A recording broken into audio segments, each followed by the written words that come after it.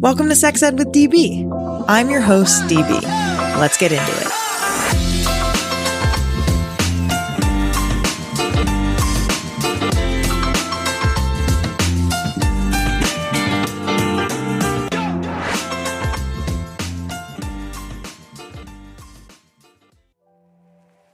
We talk a lot about sex education, but when I'm shopping for products to support my sexual wellness, exploration, and expression, I head to the experts at Lion's Den. Lion's Den is an adult retailer with over 50 locations nationwide and hundreds of your favorite brands. They have everything you need to explore and express your sexual side. Right now, you can use code SEXEDWITHDB for 15% off your purchase in-store and online at lionsden.com. Follow them on social media at LionsDenAdult on Instagram and TikTok for exclusive offers, deals, and giveaways.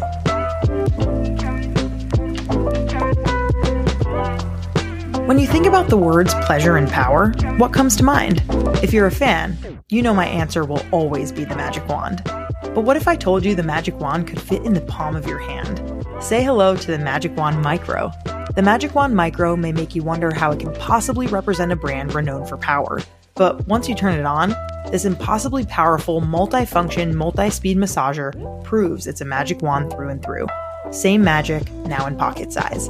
Use code SEXEDWITHDB at Lion's Den for 15% off your Magic Wand Micro now.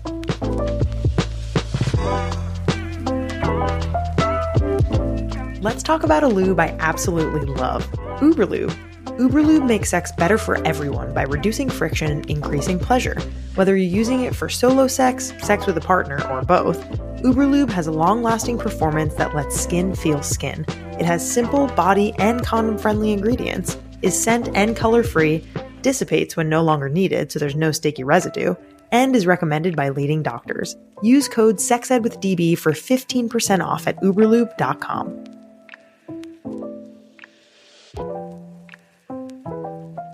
What if there was a non-invasive way for us to learn about our vaginal microbiomes and figure out what we needed to be healthy?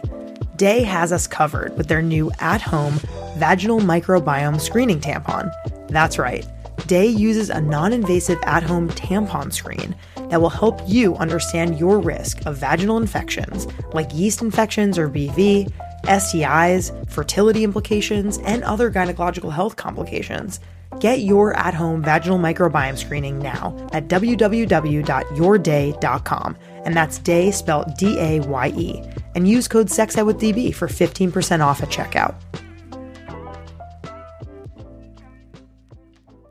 I'm August McLaughlin, and some years ago, embracing my sexuality helped save my life. Then at age 30, I discovered self-pleasure, and oh my goodness, I have been on a mission since. On my podcast, Girl Boner Radio, I explore sexual empowerment, guiding with true stories. I'm hot, I'm sweating, and I'm wrapped inside the flames of what has become an earth-shaking, full-body orgasm. And then a few weeks in, I noticed that my penis at the top started bending to the right. I've been masturbating since I was a small child for self-soothing, and I have gotten through a lot with my self-touch. So, I could have orgasms all the time, but I'd never felt anything like this one before. To start listening, follow Girl Boner Radio wherever you're listening. That's Girl Boner Radio on your favorite podcast app. Hello. Welcome back to another amazing episode. Today, I interview Anna Lee, the CEO and co-founder of Lioness. Lioness is the startup that built the world's first and only smart vibrator that gives you biofeedback orgasm data through science and sex experiments. Ooh, very fun. Anna was previously a mechanical engineer at Amazon and most recently named one of Newsweek's 10 Innovators Disrupting Healthcare, as well as Forbes 30 Under 30. Anna has made it a mission to expand understanding and research in female sexual wellness. I really enjoyed this episode. We went through some of my personal data with the Lioness, which was really fun. We talked about our favorite sex toys if we were to make the ultimate sex toy team. We heard an amazing booty call from somebody who talked about them being a porn star on set and a really silly thing that happened on set. And yeah, the Lioness is a very, very cool vibrator. Highly recommend all of you checking it out. We'll be putting the information for the Lioness in the description of this episode so you can check it out for yourself. But here I am with Anna. Good morning, Anna. How's it going today? It's good. How are you doing? Stoked. You know, we've been figuring out tech issues for 20 minutes. We're ready to actually talk about stuff that matters, aka sex and masturbation and orgasms today. I know. Do we not want to be ranting about Apple headphones today? Yeah, that's really in the past. I'm really excited to have you on today. So thank you so much for your time. Of course, thanks for having me. Of course. We're going to get started with a really fun segment we've been doing this season called The Quick and Dirty, where I ask you 3 get to know you questions and I'll answer them with you as well. So you can get to know me a little bit before we get into the content of what we're going to talk about today, which is, spoiler alert, Lioness. And the first question I have for you for The Quick and Dirty is, what is your go-to song for setting the mood in the bedroom? Ooh, honestly, okay, I'm an anti-music person in bed. Oh, really? Tell me more. I don't know, but I think because everyone's music preferences are so particular or everyone's so different, right? So like what sets the mood for me might not be the mood setter for you. So when someone else plays music for me, I'm like, I don't like this song. So I get immediate turn off. Yeah, so I'd rather have no music at all. Okay, I respect that. I also don't love doing music. Like that's not my typical thing that I would do in the bedroom. However, Billie Eilish's new song Lunch is very hot. Have you heard it yet? I haven't heard it yet. No. Okay, the lyrics are very sexy. They're like, I could eat this girl for lunch as she dances on my tongue. Oh, she might be the one. You're just like, you're hot. Like that is a hot lyric. I'm into that. That is cute. So yeah, very into that song, but haven't played it in the bedroom yet. There's still time. There's still time for us. The next quick and dirty question we have is an overrated or underrated, and the topic is lingerie. Do you think it's overrated, underrated, or perfectly rated? I used to think it was overrated, and as I've gotten older, I 100% think it's underrated. I think now that I'm like learning about different like brands, different kind of wear, like, you know, I think growing up when I was like younger, all I knew was like Victoria's Secret, like kind of whatever lacy things. But now like seeing this world of like latex, like all these really cool lingerie, I'm 100% with it. I think it's underrated. Completely agree. I feel like I haven't found my lingerie that like makes me feel super sexy. Like I'm still on the hunt for like a full garb, like a full lingerie outfit. Yeah. So if you have any brand recs, please send them my way. Cause yeah. There's one that's called The End Lingerie. I think she's based in New York. I just love how like it's so sexy and it's very like, I don't know, like a little kinky, but it's still everyday wear. It's like a perfect mesh of comfort with like, I don't know, I'm obsessed with her work. So I would say The End Lingerie for me does it. The End. Okay, I'll look that up. I also feel like in my body, at least, like my proportions, I have like an hourglass shape. So I feel like typical lingerie like doesn't necessarily fit me as well. Like it creates like lines in my skin, or like, you know, I have like too big of a butt for like most of the straight size lingerie where I would need to go to the plus size, but I feel like plus size lingerie isn't as sexy or good quality. So yeah, listener, if you have any plus size lingerie recs, sexedwithdb@gmail.com. Send them my way. Asking every brand, like Apple, please send me new headphones. Like, exactly. Yeah, if anyone works at Apple and is listening, Anna needs new headphones. And the final quick and dirty question we have is, what is a sexy scene from a movie that always gets your heart racing? Damn. Okay. Actually, that's so funny because my coworker and I, Maggie, has started a podcast called Do They Fuck? And all we do is watch sex scenes in movies. And then because the premise started because she talks to me about movies like, oh, like, have you seen this movie? And I'm notoriously known for like never watching movies. It's like a very like, I just like cannot sit down and like especially go to movie theaters. So Oh, but you know what? We watched a sex scene in Titanic, and it's not really Hot. like spicy. It's not spicy, but something about it It's is romantic. so sensual and just so beautiful. I was like, wow, I'm into it. Yeah. That is very, very good. We just did an episode last week on the Challengers movie with Zendaya.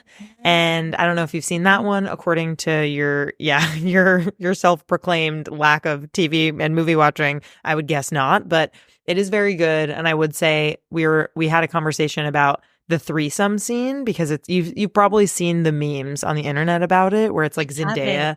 You haven't? Okay, I'll send you some memes. But as someone who's chronically online, I've seen a lot of memes around the threesome scene that Zendaya and these two tennis boys have.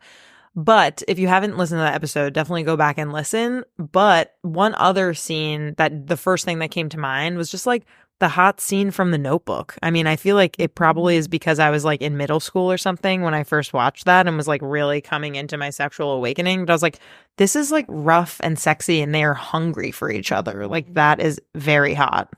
Totally understandable. I think I've probably rewatched that scene multiple times as a high schooler, like being like, oh, like I'm so into this. Yeah. Yeah, it was hot for sure.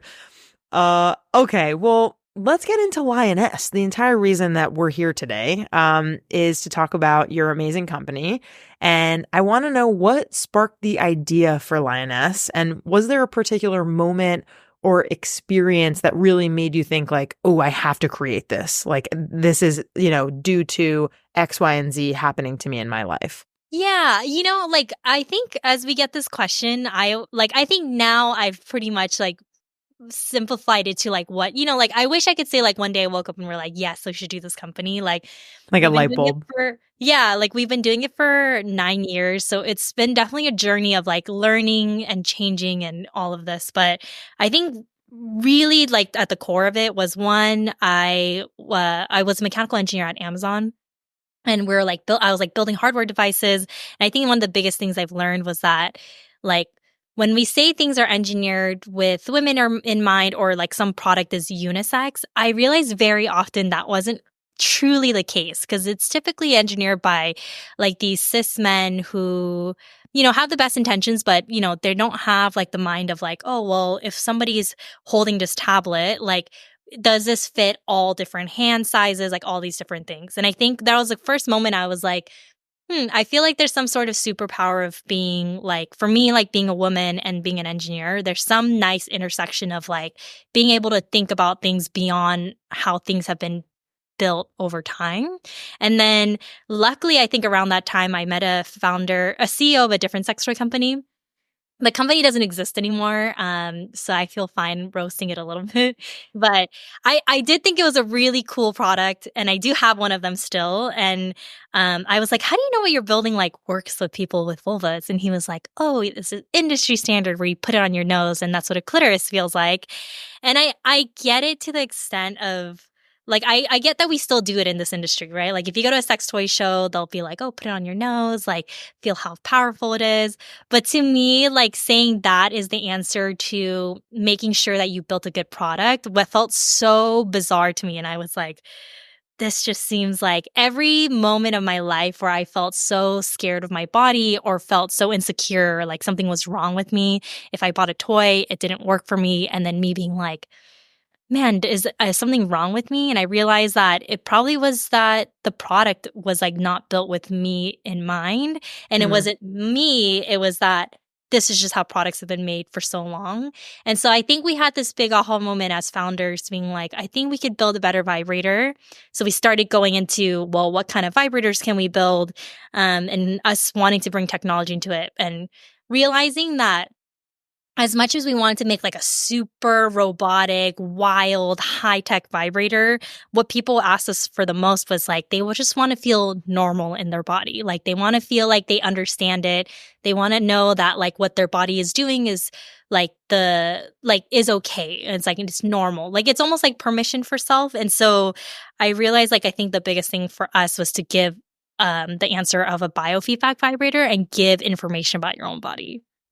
Yeah, I mean, I have to share that before this interview, I did my homework and I used the Lioness and played around with the app, and it is fascinating. I mean, I wonder if you could just talk a little bit about this biofeedback technology and like how it takes this experience to the next level for users. Because in practice for me, I was very much like, oh wow, this like feels scientific. Like this is an experiment. This is research, in addition to making me feel good and showing me what an orgasm looks like. Like, give us an example of how it really works, like from beginning to end. For sure.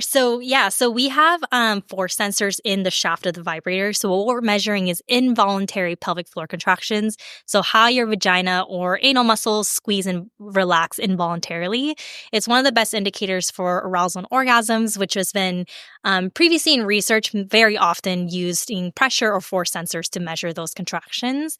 So what you'll see is like typically a very rhythmic contraction that happens during the orgasm that looks uniquely different than any other part of the session.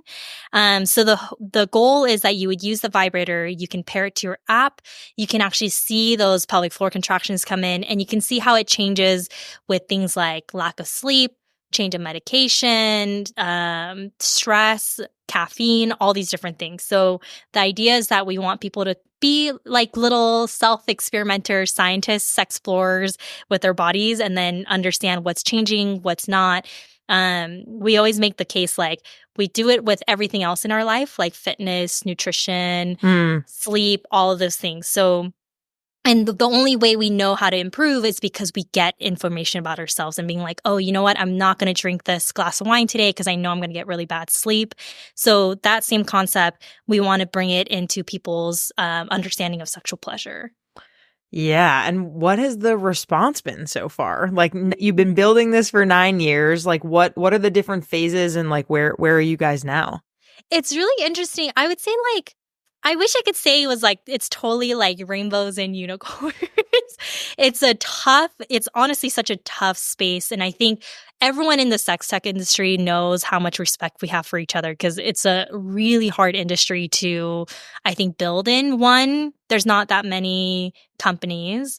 2, it's a very new company. 3, or new industry. And 3, it's a pretty... it's still taboo in a lot of ways. And I think there's a lot of things that'll constantly, and you know it for sure, like even if you're trying to grow on Instagram or things like that, it's such a difficult space to build in.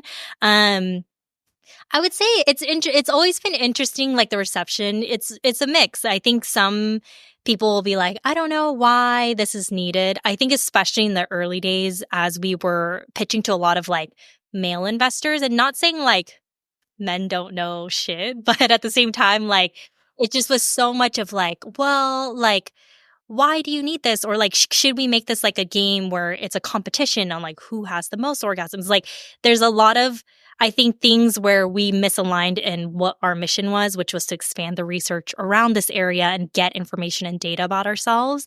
But it's interesting because typically when we talk to like people with vulvas, they're always like, oh, I get it. Like that's so cool. Like that's so needed. So it's always an interesting mix. I think there's the people that really don't get it. And then there's the people that are just 100% like, oh, like, I totally get it. I get why this is needed. So, it's always been a fun journey. And you know, like in sex, like everything has a preference. Too big, too small, too strong, not strong enough, not curved enough. It's too curved. Like the color's not right. Like everyone will have such a different opinion on what they would want their dream vibrator to look like. So it's always it's always a fun case because the more you learn about this space, the less I feel like I know anything about this space. Yeah. I mean, things are changing too in terms of like kind of like people desiring to talk about these things on a more public scale. I mean, like you said, the harder parts of this industry, which we know and we talk about on the podcast a lot, are about shadow banning and the lack of ability for us to advertise and for us not being able to spell the word vagina correctly on the internet. Like all of these things where in 2024, we would assume that we are past these things, but we just aren't. And it doesn't allow people to get access to the education and the information that they want. And it doesn't allow us to celebrate this new idea that you all have come up with, which is to really like track your sexual health and essentially like optimize for it. Like I know so many folks in tech in the Bay Area who wear the Aura ring, right? And they're tracking their sleep, they're tracking like how they're feeling. And this is just another way, like you said, to track your health. Totally. Yeah, it's such an interesting thing. I just actually got an email like last week because I was like, oh, can we enter in this like pitch competition or whatever? And they were like, oh, like typically this conference is like traditional women's health, and this is like a little maybe edgy side. So like you could try, but just saying that it's more traditional. And at the moment, I'm so used to hearing that I was like, okay, yeah, that's fine. And I thought about it and I was like, what is traditional women's health that isn't having to do with like sexual function, sexual pleasure? Is such a big aspect of why people have these like questions or go into their gynecologist office and all of these things. And so I just had a moment of being like, doesn't that feel a little outdated now to say like it's traditional women's health versus this is like some new age, like whatever thing? So it's always interesting to me that I think it's changing quite a bit. But yeah, I'm sure, like it's just the challenges in this space is so wild.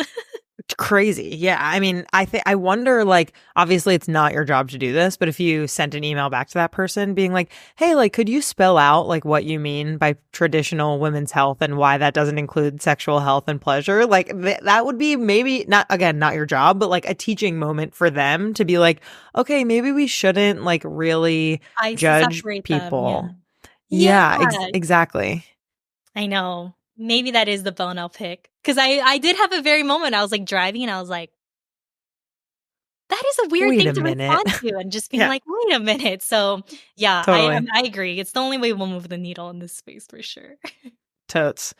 Let's talk about AI for a second, because Lioness incorporates AI into its design and user experience. And I wonder if you could walk us through how exactly does this technology that you have with the app and with the vibrator play a role in making the vibe more intuitive and effective for users?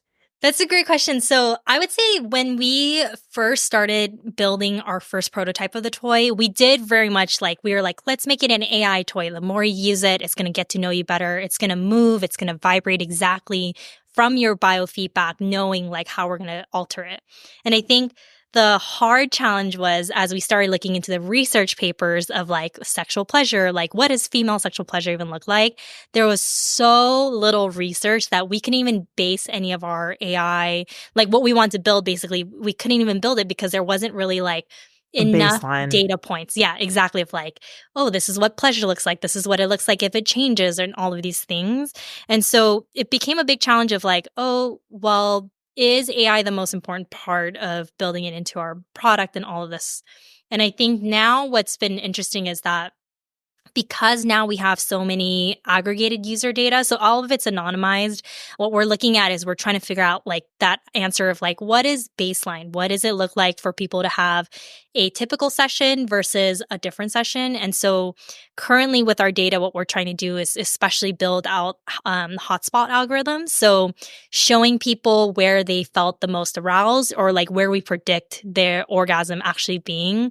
And so we're taking all these like baby steps that we wouldn't be able to do without input of users, obviously, of like them, highlighting where their orgasm and things like that. So right now it's still a challenge of us building that AI out in a way that I think makes sense. Like I think we could put out something that's a little gimmicky, but I think at the same time, it's so far from what we're trying to do is that we're very careful about how we use this data, what we consider typical for people. So the hope is that we're continuing to build it out through our data sets of having these like orgasm algorithms, helping people identify with if it did change versus just having to look at the graph, being able to give that information back to the person and give these insights on like why we think that happened. Yeah, I mean, even just looking at my own data, I only did one session, but I thought it would be kind of fun for us to kind of go through my data and talk through like what exactly happened in my first session. I know, I feel like a fortune teller right now. Yeah, I mean, okay, so where should we start? I guess in terms of the length of the session, It was 3 minutes and 47 seconds. Ooh, that's impressive. Very short, and I had 2 orgasms. Oh, wow, that's super impressive. Must have been super horny this morning, I guess. And yeah, the first orgasm happened between like minute 125 and 130 or something, like within those 5-ish seconds. Yeah. And then the second one happened right before the end of the session. But yeah, it's just really interesting, like kind of looking at the data, because I can show you, but the chart just kind of looks kind of similar. I don't know. Tell me my fortune by looking at my chart. This is like an interesting one because so I would say you probably have what we call an ocean wave pattern, which is the most common orgasm pattern that we've seen. It's this really rhythmic squeeze and relax that happens like this. Mm-hmm. So that's the most common one. There's 2 other types that we've seen people have, which is called the avalanche. Starts much higher in force and then still does the squeeze and relax, but slopes down. And then there's the volcano type, which is like very movie-esque, how they describe it in a movie where there's like whoa, exactly, and then a huge drop down. But that one is the rarest one we've seen. But I would say you're an ocean wave type. I'm also an ocean wave type. Also, I would say it's interesting because in last year we did a pleasure wrapped where we aggregated everyone's data for the year and just saw kind of interesting trends and insights. And a very small percent, I can't remember the number, but the very, very small percentage, I want to say less than 10%, have multiple orgasms in one session. So it's really interesting that yours is so close and back to each other that I was like, oh, that's impressive. Because yeah, most people kind of are like a one and done kind of group. And it's also your session's quite short compared to like an average length of or masturbation sessions, which is really interesting. Yeah, I think I understood the assignment because I was like, I gotta get this done before I talk to Anna. So it's so funny because sometimes it feels like work in the best way possible, where you're like, oh, I really have to get this done before the end of the day. It's hilarious. It's always funny because I'll like screenshot it and I have to send it for like work or like we're building the app or fixing something, and they'll see the timestamp and I'm like, this was totally during work hours. It is work though. I know. It's such a funny name. It is very funny. Okay, one question I had though too was, what is GF? Yeah, so that's the gram force. That's what I'm going to talk about next. Is so typically what we're seeing is how strong basically the vagina squeezes and relaxes. So we're measuring it through gram force. Like for example, yours is around like I think a little bit above 70 gram force, which is like on a little average. Below, yeah. Yeah, so it's interesting because your whole session is pretty much around that gram force. Usually it's a little lower, and then when people squeeze during the orgasm, it gets a little bit higher. But we always have the fun fact that I think 72 gram force is about the force to snap a skinny hot Cheeto in half. So that's about how strong your vagina is, and I think it's pretty strong throughout the whole session, which is an interesting kind of tidbit about your body. Huh. Wow, this is amazing. Also, yeah, you can see that during the peak of my orgasm between, it was like, it happened for like 10 seconds. It started around like 127 and ended around like 138. So yeah, about 10 seconds. And it is the highest during that time. It really is approaching 70, where everything else is more between like 60 and 70, I would say. So it definitely is the highest level at that point. That's really cool. And I think the fun thing now is like we call it like a baseline data. So you have kind of what your typical session would look like. And so the fun thing now gets like you experiment with different things, like different toys on top of it.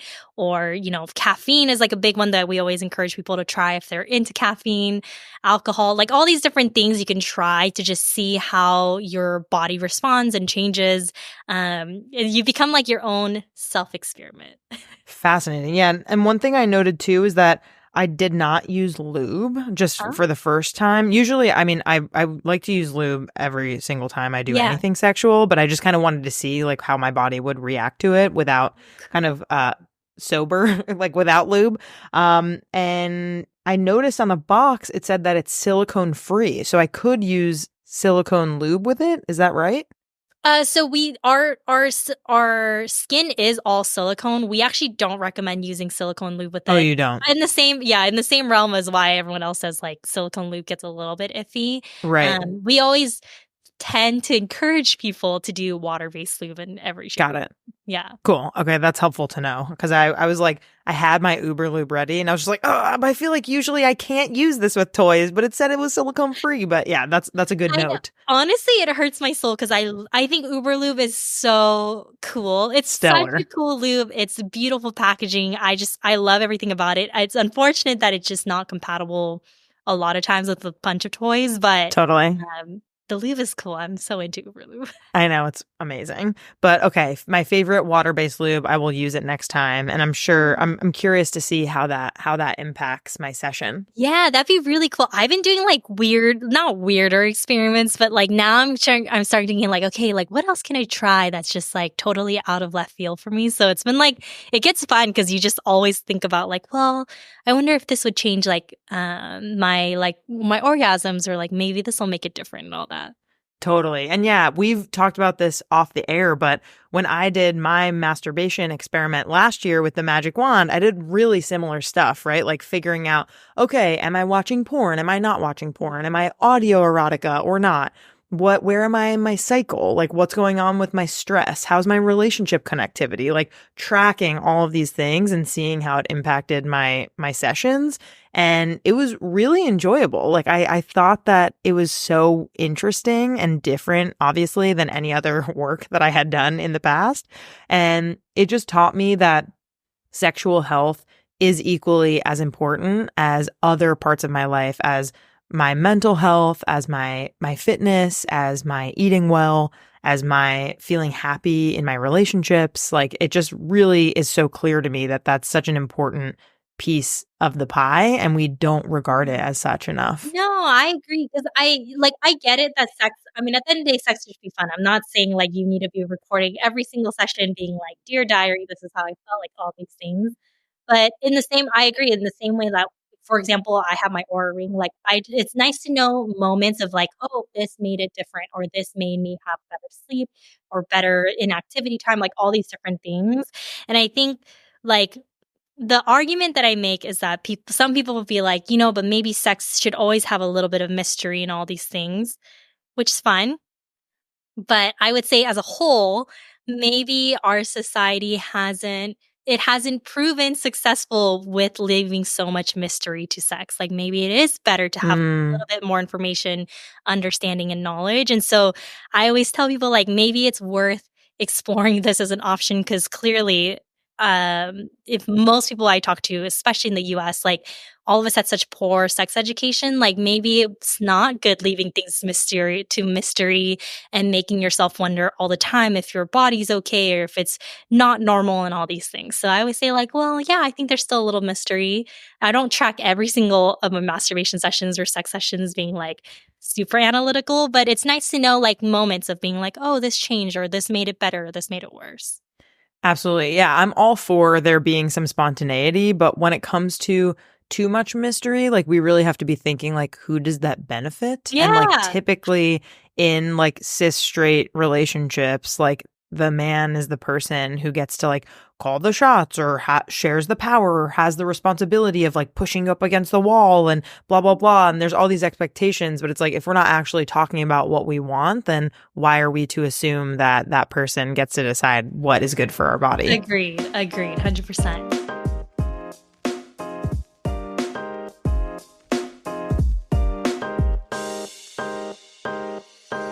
Let me tell you about one of my favorite pleasure product retailers out there, Lion's Den. If you haven't heard about Lion's Den before, I can't wait to tell you about them.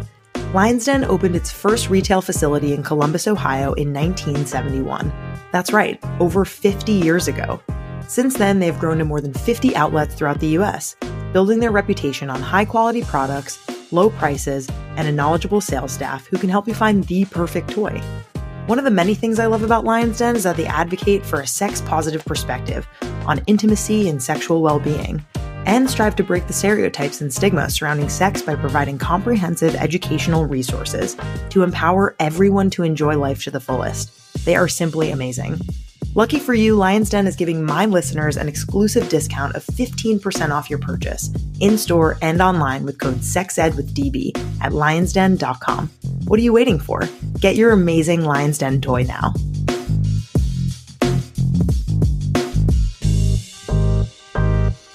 I'm about to get personal here, so listen up. I'm going to tell you a fun fact about me that you definitely didn't know. The lube that I use most consistently is Uberlube. I really mean it. If you were here with me right now, I'd tell you to go over to my nightstand drawer and tell me what you see. That's right, you would see a bottle of Uberlube.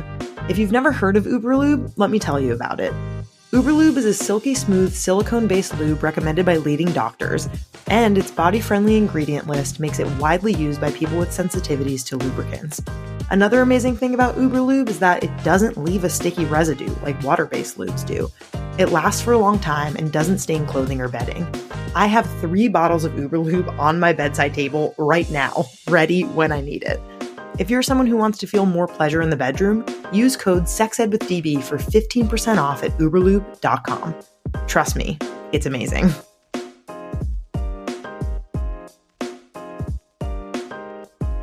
Let's talk about vacation sex. If you're like me, I bet you want a little pleasure while you're away, but can't fit your entire sex toy collection in your carry-on, huh? Say hello to the brand new Magic Wand Micro. Born into such a famous family, this little wand has quite a reputation to uphold while fitting in the palm of your hand.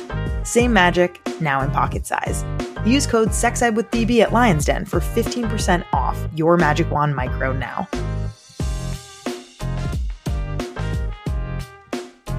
Here are 2 words that will change the way you think of managing period pain. CBD tampons. Day makes fully sustainable organic tampons with a no-shed protective sleeve and a CBD coating for the days when period pain is cramping your style. They come in applicators made from renewable sugarcane and are wrapped in an ocean-safe flushable material. You can even flush the packaging. Designed for a bloody good period, Day's lab-tested CBD tampons are trusted by a powerful community of 80,000 plus people. Want to try CBD tampons for yourself? Go to www.yourday.com. That's day spelled D-A-Y-E. And use code SEXEDWITHDB for 15% off at checkout.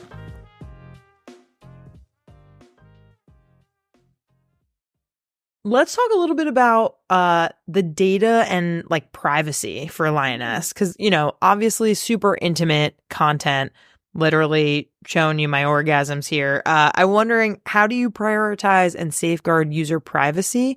And maybe if you have like a rundown of the steps that you take internally to keep information safe. Yeah, totally. So I always started with like the story of when we started the company. Like, I think the beautiful thing about our team being majority women is all of us are our own users, and we understand how private this data is and like how personal this data can be to a lot of people. If you do not want to share it, we should not do anything that force you to share this data. And so I think security and data privacy was always at our forefront of how do we do something that's so intimate in nature, and especially with data, like in a time especially where we're seeing a lot of like data violations or just all these different things that, especially in the sex toy industry, we've seen it so many times, and I don't know why, but I think that was something that was very important to us from the beginning. So we do everything in our power to keep every single data that comes in aggregated and anonymized. So it's fully encrypted. So we're not looking at like, you know, Stacy from Missouri, who's 23 years old. Like, we're not looking at these like very, very specific demographics. And in fact, we don't actually collect any demographic data. So what we're looking at is very encrypted data that's all aggregated. So we're looking at it as a whole set of, you know, on Monday when people used it, like what was the average length of time and things like that, so that we can actually expand the research or an understanding of how people's what is a typical length of time or what is an average length of an orgasm and things like that. So the only way that we ever will share your data is if you give us full consent to do so. So we have a research platform. So researchers will come onto the platform and say like, hey, I'm doing this study about whatever, and I want to get these, this kind of demographic. And so we basically put it into our research platform, and you can opt in and say like, yes, I want to be a part of this research.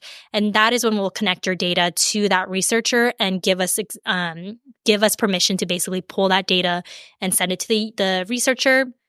But even at that, we de-identify you. So the researcher will never know like what your name is or anything like that, because they don't need that information. It's all through a research ID. And then if they need any more demographic questions, they'll send that separately, and you just put your research ID in it. So we do everything in our power to make sure that everything is completely anonymized. And I think my favorite claim to fame is that a few years ago, Mozilla Foundation actually did a whole thing called privacy. I forget what it was called. Basically, they went through every Internet of Things devices, and they evaluated on their own scale of like what the privacy policy is. Are they clear about what they do with your data? Is it safe and all of that? So we were actually one of the products that they pulled from, which I think was a little bit of a surprise. And, it's still scary because as a young company, you're like, oh my God, I hope we do well. But they actually put in their report, like, this is one of the companies to follow in terms of how they put their privacy policy. Oh, wow. We're very explicit. We're very clear about what's happening. We put it into most like casual terms as possible so that people are very clear. Like, our business not in selling your data or anything like that. Like, what we're doing is trying to help you expand. We're trying to expand the research around this space. So that's still up on the website somewhere. It's still something that I'm really proud of, because I think as a sex toy company to have been taken to take data and technology so seriously, I think was such an important thing for us, because we want to make sure that this industry is taken very seriously and that it can do as much high tech as other companies. Totally. Yeah. I'm excited to share my research with you all, just in terms of like my experiments or kind of my sessions, because I do think it's really important, especially because you all take such important steps to make sure that we're protected as users. I think it's really important to, again, like, not be afraid to share this information with people so that other folks, researchers, can see that like this is a field that really needs more work and more research and more attention. Yeah, it's like I like, whenever I say like there's so little research in this space, and people, will always nod along to say like, yes, like women's health, it doesn't have research. But I always have to make the point, like, for example, like, we didn't know the clitoris had over 10,000 nerve fibers until literally last year, because previously it was measured from a bovine, like a cow's clitoris. Yes. Since the 70s, they were just like, oh, this is like 8,000 nerve endings. So if you actually Google like, how many nerves does the clitoris have? Like, anything that was written before 2023, it all says like 8,000. And that was because of a book in the 70s. And I just have to remind people like how little we know about this space. It's bizarre. Yeah. It's sad. It's very sad. I mean, the clitoris itself wasn't even in medical textbooks until like the 90s, I'm pretty sure. So yeah, like the whole internal structure, yeah. Yeah, it is. The clitoris has its moment right now, and it will continue, hopefully.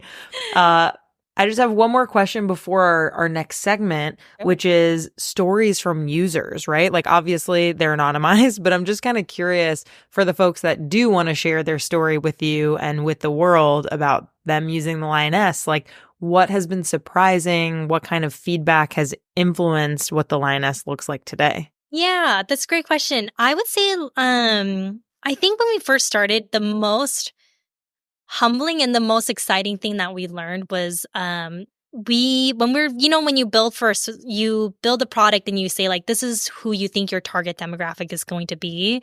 And I think at the time we were like, oh, I think it's going to be like your mid-20s to mid-30s, people like newly coming into themselves, like becoming financially independent, like moving out, like all these things. And then one of the biggest groups that have been like the biggest supporters of us since day one, and the ones that will email us, they'll send us like their data, they'll tell us like fun tidbits, they'll talk about how they told all of their friends, like all these things, are like the 50 plus community. Hell yeah. Have been like the most, like, just the people that have been keeping us like upright for so long and just giving us so much incredible feedback and just so many words of encouragement. I think they don't even realize, I think, how much when they send us like a thank you letter, how important it is for us to keep going. But they've been our biggest cheerleaders. And I think it was it's something we know, and I think we talk about more often now, especially like the menopausal the foundations that are doing more research in menopause. I think it's becoming much bigger. But at the time, like it just was so clear how underserved the menopausal community actually was, and like the older women community as a whole, just not enough products, not enough things that were actually catered to them in mind. And then I always say the fun thing for me that I've always learned was that I think it's really interesting how much caffeine I don't think is really looked at as like a sexy thing, like, oh, caffeine will make your sex better or your orgasms better. But we've seen consistently for a good amount of time that like caffeine actually makes orgasms usually a little longer and a lot more intense. And so it's always fascinating to me because it's not thought of as like the thing that will help people. But I always tell people if like, if they're not comfortable using other things or whatever, like CBD or THC, like all this stuff. Like I always say, like, honestly, like maybe a cup of espresso might do it for you. Like, but yeah, I think it's just I think it's fun little tidbits that we found like that we've been hoping, we're just hoping that can continue in the research aspect and get more research out there.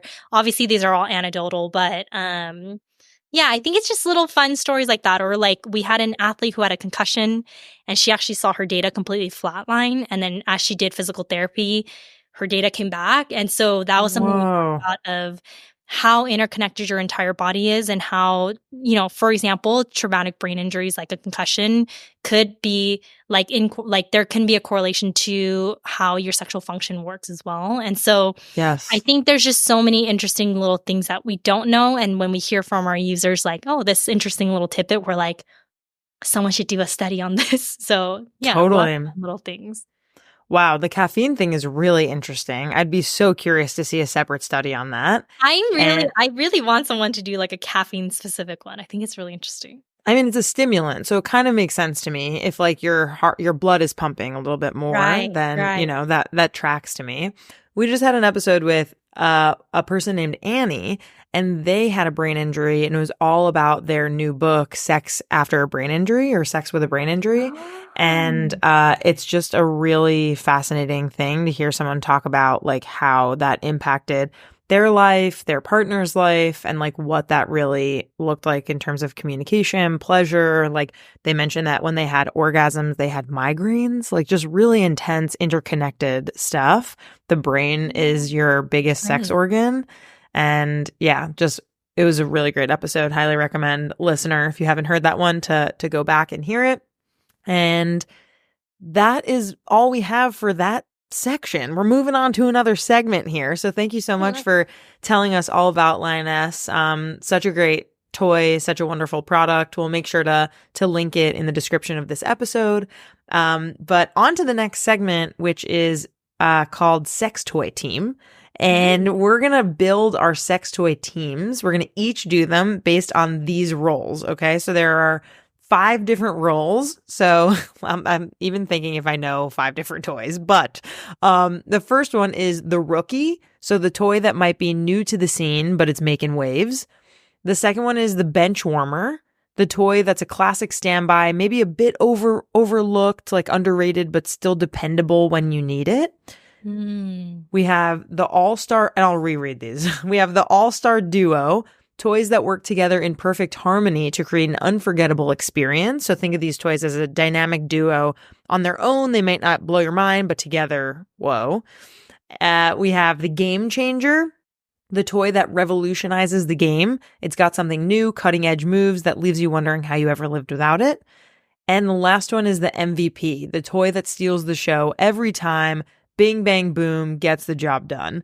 So the rookie, so it's like the new to the scene, bench warmer, all-star duo, game changer, and the MVP. You can, whatever order you want. What would you choose? Yeah. Changer, can I say, obviously, the lioness. The lioness, yeah. Near and dear to my heart. Yes. I want to say, okay, the bench warmer, I actually know 100% because it's the toy. I actually tell people if they are looking for just a bullet that's like, they just want something that's like new, like introductory, that's not inserted. But I've actually used this and I've rebought it 3 times.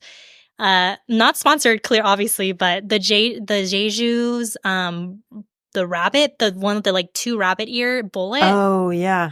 I bought it maybe like, I want to say like 8 years ago, and I still, like, if I want to bring something that's not bulky in my luggage bag, like, I will always bring that bullet. It's just a very dependable toy for me. I love how the mortar rumbles. Yeah, I love it. So I always tell people like, oh, I really like that one. I highly recommend it. Amazing. I would say the bench warmer for me is the Dame Palm. It fits in the palm of your hand. It is like a little like lima bean kind of. Yeah. And basically you grind against it. And I just feel like it's a really solid toy. It's made of really good material. I feel like, I usually take it like in my travel bag or whatever. But yeah, very dependable for me. Yeah, that one's cute. Okay. The other one, Game Changer or MVP. Might be both for me. I don't know. Both the Lioness. No, actually, that's true. Game Changer's Lioness. I stick by it. The For MVP, sure. I would say, is something that I never expected that I would personally love so much was the Enjoy, the stainless steel wand. Like, to me, like, if it doesn't vibrate, I'm less inclined to like want to try it. Like anything dildo wise, I'm always like, oh, it just feels like so much personal effort on my part. Totally. But I Let the would say, robot do the work. yeah, like, why am I paying for this if it's not going to do the work for me? But honestly, and it looks so, I think if people have never tried like a toy that is like a dildo or anything that's like a G-spot simulator or something like that, I think it looks a little intimidating. It's pretty big. It's very curved, but I actually swear by it. I think it's an incredible toy. And it's the toy that actually taught me like that I knew how to squirt. And I thought I was like not maybe just one of those people that just never knew. But that toy is just like I just was very amazed by it. Wow. Okay. I haven't tried it, but I definitely know exactly what you're talking about. Yes. And it looks very beautiful. I would say the MVP for me is just always the Magic Wand Original. I just feel like it could literally make me come in 12 seconds, and is very powerful. And I like the simplicity of it. I like that it's 2 buttons, strong and stronger, or off. And it feels very simple. And I like that I never have to charge it. I always just plug it in. Yeah. So I would say that's for me. In terms of the rookie, I'm curious, like what new toys are out there that are, I mean, one that comes to mind, I don't know exactly how to use it or what it is, but the Pelvic People who made O-Nut, they just came out with a new toy for people who have pain during sex. Yes. And the Kiwi. Do you know about it? Yeah, actually, I was going to say that's probably going to be my answer. I'm like full transparency. I haven't tried it, but both Emily and Ninke, who have worked on it, are 2 people that I love so dearly. They're incredible people. And I think anyone that I think is doing something in this industry that is completely redefining how sexual pleasure can look and how you're catering to all people that deserve sexual pleasure or like comfort during pleasure, I think the amount of love and intention they put into the designs are incredible. And I think knowing this industry, it's so hard to build a hardware device, especially that's completely from scratch, completely your own design. That's not new, a factory. So to me, I think they've just put so much love into this product. And I know Emily was like talking to every pelvic floor therapist, every doctor, every single person that she can possibly get an interview from to just understand what to build. I think, the Kiwi, I think, is definitely the rookie. They had an incredible launch, and I love them as people, and incredible. I'm intrigued by it. I definitely want to chat with her and try it out for myself. Yeah. Because it looks really great. But okay, the last one we have is the All-Star Duo. Do you have 2 that would work together? I can share mine first. Okay, if you you go want. first. Okay, this isn't a personal preference, but I do think that it's definitely overlooked, which is butt plugs. I don't feel like people are engaging in butt plug use enough, I agree. probably myself included. And I would say like a shit ton of silicone lube plus a butt plug is probably the all-star duo that I would have on my team. Okay, I love this. I was going to say my hands and THC lube.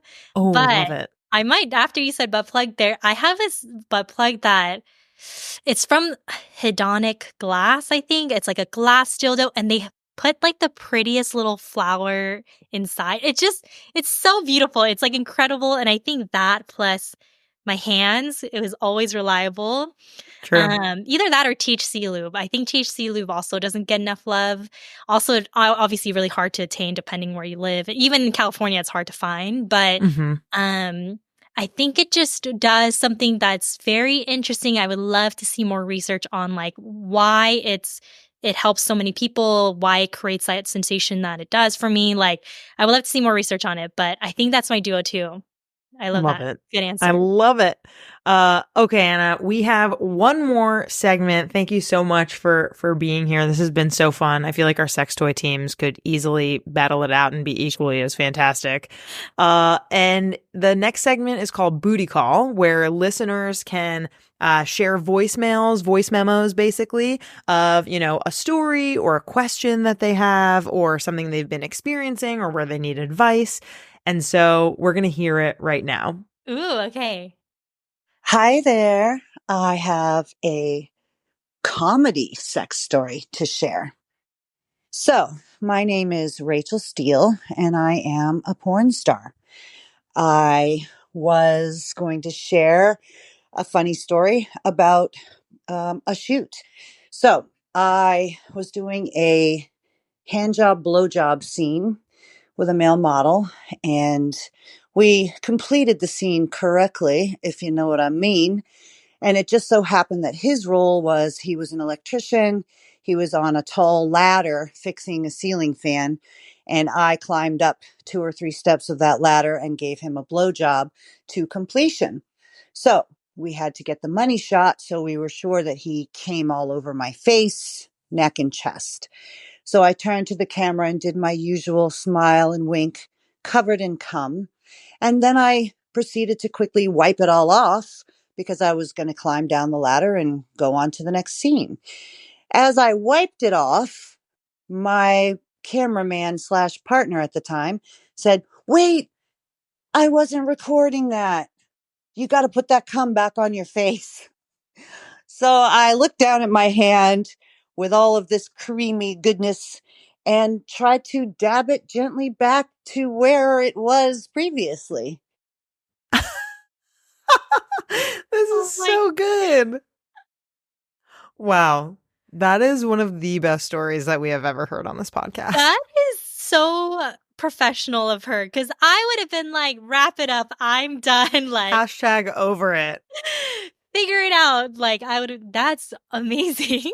Rachel Steele. Wow. Honestly, the fact that your partner was the cameraman really like takes the cake for this story of him just being like, well, you do it again. You got to do it again. Yeah. Put that cum on your face. I thought I was about to be scared that this is going to be like a ladder or some. Me too. I thought she was going to fall off the ladder. Yeah. Slipping on the cum off the ladder. I don't know. I was like, oh my God, but that's even better. I love it. Oh my God. So fantastic. I love it. Oh, wow. I'm blown away, no pun intended, by how fantastic that story is. I feel like giving a blowjob on a ladder sounds very precarious. Like, how did they do it? I was like, dude, that's very creative. I was like, oh, that's kind of hot. It's a little scary, a little dangerous, but I think that's what makes it a little bit like, I'm into sexy. it. Yeah, that's the mystery that we've been searching for, that we were talking about. If you wanna watch adventurous porn where they give blowjobs on ladders, I know. Maybe my duo actually answered. The all-star duo is like one ladder and a sex toy or something. Oh, that's funny. An electrician, I feel like every electrician I've ever met has not been someone who I have in my fantasies, but I'm really curious what this male model looks like. So Rachel, if you're listening to this episode, please drop a link. I know. Actually, I want to watch it. I know. I'm curious. I stayed up from watching it. Well, Rachel, thank you so much for your story. Anna, thank you so much for being here. This has been so fantastic. Listener, if you're interested in booty calling me, check out our link tree in our Instagram bio, and the link is at the top there. But yeah, Anna, you are fantastic. Thank you so much for joining us. Amazing. Thanks for having me. This is great. I love it. Our creator, host, and executive producer is me, Danielle Bezalel. Our communications lead is Cathren Cohen. Our producer is Sadie Lidji. Our marketing coordinator is Mitch Coburn. Our social media coordinator is M. Kirsty Frazier. Our music theme is by Hook Sounds. Thanks so much to our featured guests, partners, and listeners. Want to partner with us? Email us at sexedwithdb@gmail.com. Do you have a silly sex story to share, need some advice, or have thoughts on the episode you just heard? Give us a booty call for a chance to be featured on the podcast. Check the show notes for the details. For more sex ed content, follow us on IG at sexedwithdb podcast and on TikTok at sexedwithdb. Want to know your sex toy zodiac sign? Go to our link tree on our IG now. See you next time.